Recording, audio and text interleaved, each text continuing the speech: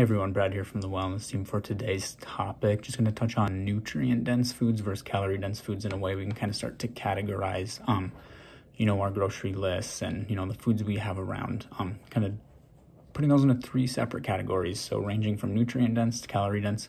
So first group, we can think of it as our green group or our eat almost anytime group.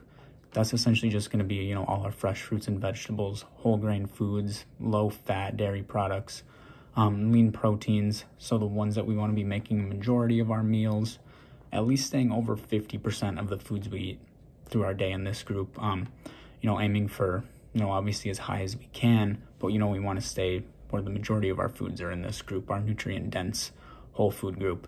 And then we have kind of our eat only once in a while special occasion group, the red group. So that's going to be our more calorie-dense group. So fried foods, processed foods, fast foods, things like that. And then we've got our group right in the middle, the yellow group, so the eat sometimes or less often.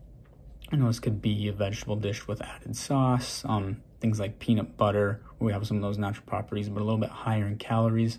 So kind of right in the middle there in that yellow group. So thinking of categorizing it into those three simple groups, ranging from most nutrient-dense to calorie-dense. So our eat almost any time group, eat sometimes or less often group, the yellow, and then our eat only once in a while or special occasion group, which is the red.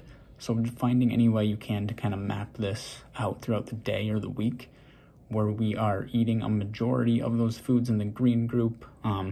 Again, so that's all of our fresh fruits, whole grains, low-fat dairy products, things like that. So in that whole food group. So how can we kind of map that out throughout the week to have the majority of our foods in that nutrient-dense group, as opposed to the majority of our foods in that calorie-dense group, which was the fried foods, processed foods, high saturated fat, fast foods, things like that. So simple way to think of it each day is, just looking to obtain more of the nutrient-dense versus the calorie-dense.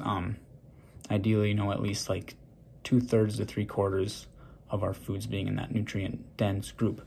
Hopefully kind of breaking it down into three simple groups like that, kind of color coordinating it. Green, yellow, red kind of helps you give a better vision of that. So thanks for listening to today's topic. Any questions, feel free to reach out to a member of the Wellness Team. Thanks.